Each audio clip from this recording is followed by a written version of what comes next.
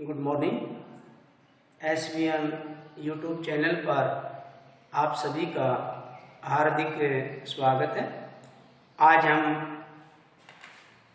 अध्ययन करेंगे विश्व परिवहन एवं संचार।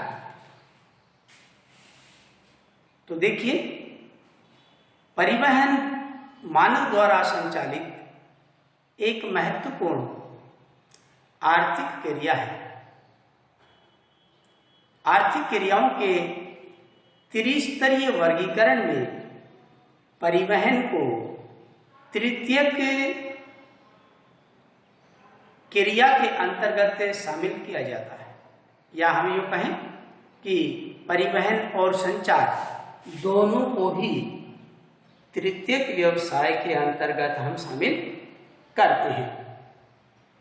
तो परिवहन को हम इस प्रकार से परिभाषित कर सकते हैं, किसी भौतिक माध्यम के द्वारा वस्तु या व्यक्तियों को एक स्थान से दूसरे स्थान पर स्थानांतरण या लाने ले जाने की जो प्रक्रिया है उसको हम परिवहन कहते हैं।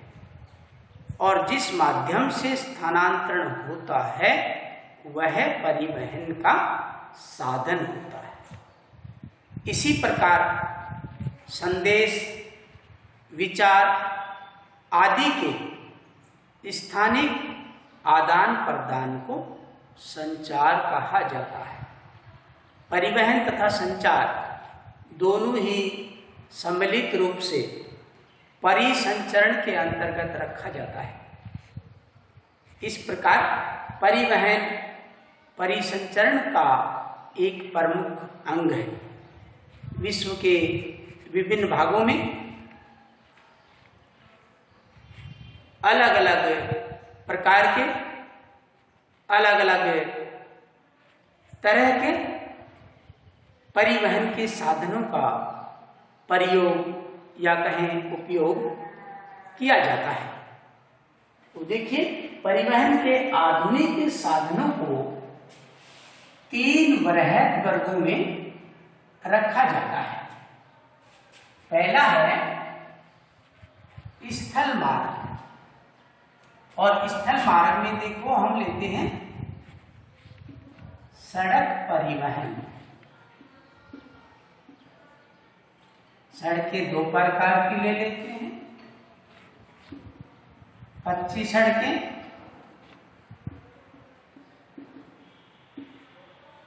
और पक्की सड़कें। दूसरा स्थलीय परिवहन है रेल परिवहन, और रेल परिवहन को हम पटरियों के बीच की दूरी के आधार पर तीन भागों में बांट सकते हैं। ब्रॉड गेज, मीटर गेज और नैरो गेज। इसके बाद दूसरा है जल मार्ग।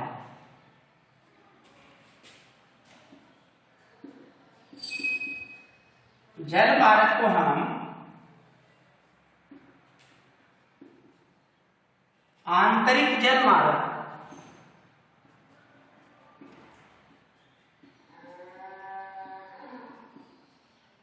और महासागरीय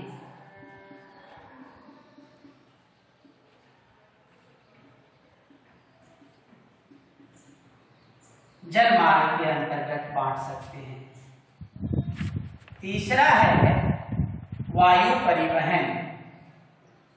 वायु परिवहन को हम अंतर महाद्वीप के रूप में पढ़ेंगे और परिवहन के अन्य साधनों में पाइपलाइनें, जिनमें जल पाइपलाइन, तेल पाइपलाइन, गैस पाइपलाइन इत्यादि का अध्ययन हम करेंगे। तो देखिए, परिवहन में सुधारों के साथ साथ संचार के साधनों का भी महत्वपूर्ण विकास होता रहा है, जिनमें टेलीग्राफ, टेलीफोन, बेतार संचार, रेडार और स्वचालित कंप्यूटरों की सहायता से व्यापारिक संदेशों को आने जाने में तथा रेलगाड़ियों, जलपोतों और वायुयानों की अपनी अपनी यात्राएं पूरी करने में बाहरी सहायताएं मिल रही हैं तथा पृथ्वी पर लंबी दूरी पर स्थित क्षेत्र भी अब सीमित हो गए हैं, या हम यूँ कहें कि अब कोई भी क्षेत्र दूर नहीं रहा है, क्योंकि परिवहन और संचार के साधनों ने पूरे संसार की लंबी लंबी दूरियों को बिल्कुल छोटा कर दिया है। तो इस प्रकार से दोनों ही ये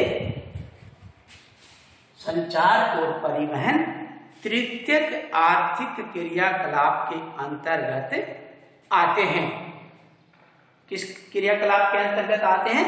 तृतीयक क्रियाकलाप या तृतीयक व्यवसाय के अंतर्गत हम इनको शामिल करते हैं। जैसा हमने देखा, सड़कें दो प्रकार की होती, कच्ची सड़कें और पक्की सड़कें। और आपको ये भी बता दें कि विकसित और विकासशील देशों में सड़कों की जो गुणवत्ता है उसमें पर्याप्त अंतर पाया जाता है, क्योंकि सड़कों का निर्माण व उनके रखरखाव पर भारी खर्च आता है। तो विकसित देशों में उत्तम गुणवत्ता वाली सड़कें पाई जाती हैं। थोड़ी चर्चा करेंगे हम महामार्ग की। महामार्ग दूरस्थ स्थानों को जोड़ने वाली पक्की सड़कें हैं और इन पक्की सड़कों का निर्माण इस प्रकार से किया जाता है कि आबादित रूप से, यानी बिना किसी बाधा के यातायात का आवागमन सुगमता से हो सके। और इसके लिए उन पर अलग अलग यातायात लेन, पुल, फ्लाईओवर आदि की सुविधाएं होती हैं और ये दोहरे मार्ग होते हैं, कई लेनों में बटे होते हैं। और दोहरे वाहन मार्गों से युक्त इन सड़कों की जो चौड़ाई है वो 80 मीटर के लगभग होती है, जो विश्व के प्रत्येक देशों के नगर और बंदरगाहों के द्वारा जुड़ी रहती है। अब हम अध्ययन करेंगे विश्व के प्रमुख सड़क मार्ग कौन कौन से हैं। तो पहला है पैन अमेरिकन महामार्ग। पैन अमेरिकन महामार्ग यह है विश्व की सबसे लंबी सड़क है।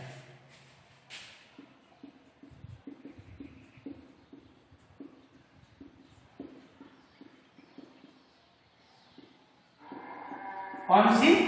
पैन अमेरिकन महामार्ग। ये विश्व की सबसे लंबी सड़क है, जो दक्षिणी अमेरिका के देशों को मध्य अमेरिका के देशों मेक्सिको, संयुक्त राज्य अमेरिका से मिलाती हैं। और यह महामार्ग उत्तर पश्चिम से शुरू होकर सेंटियागो, ब्यूनस आयर्स होते हुए ब्राजील में समाप्त हो जाता है।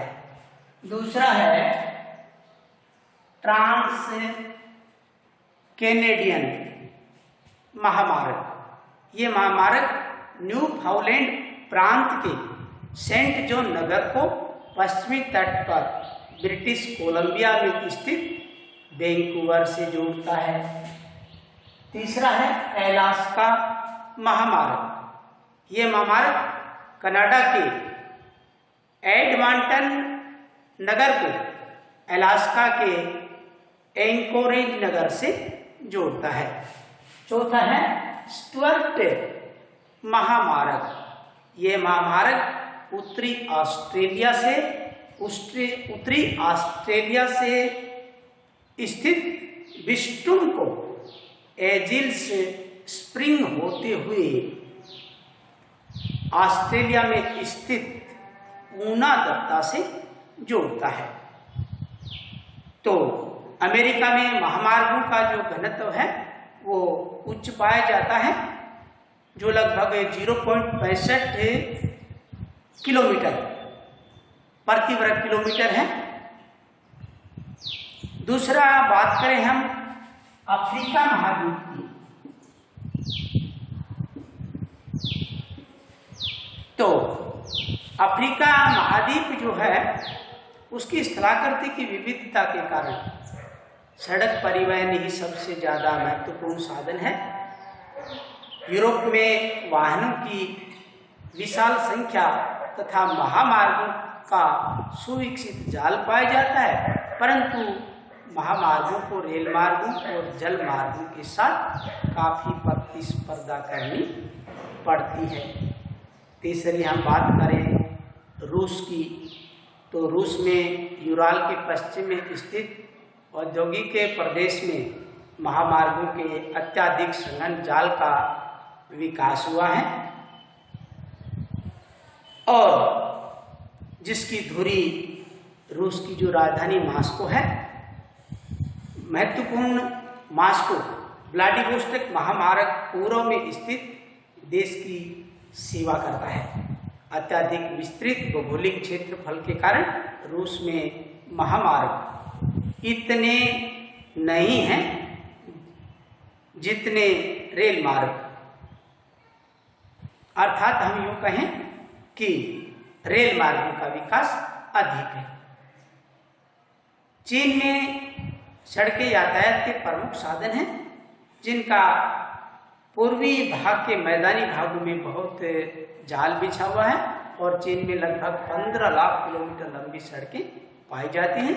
यहाँ महामार्ग मुख्य नगरों को जोड़ते हुए देश में क्रीस क्रॉस करते हैं, या हम कहें कि ये वियतनाम सीमा के समीप शंघाई दक्षिणी एवं बीजिंग उत्तर को परस्पर आपस में जोड़ते हैं। और एक नया महामार्ग तिब्बत क्षेत्र में चेंगडू को लहासा से जोड़ता है। किसको जोड़ता है? चेंगडू को लहासा से जोड़ता है। अब हम बात करेंगे अपने भारत देश की।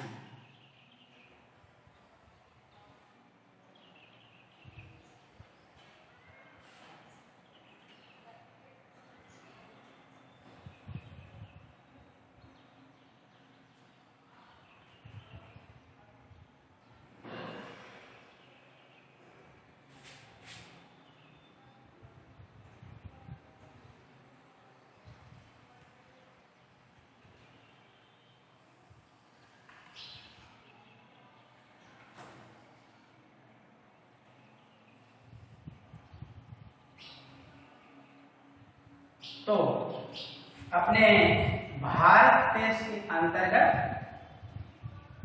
सड़क परिवहन की यदि हम बात करें तो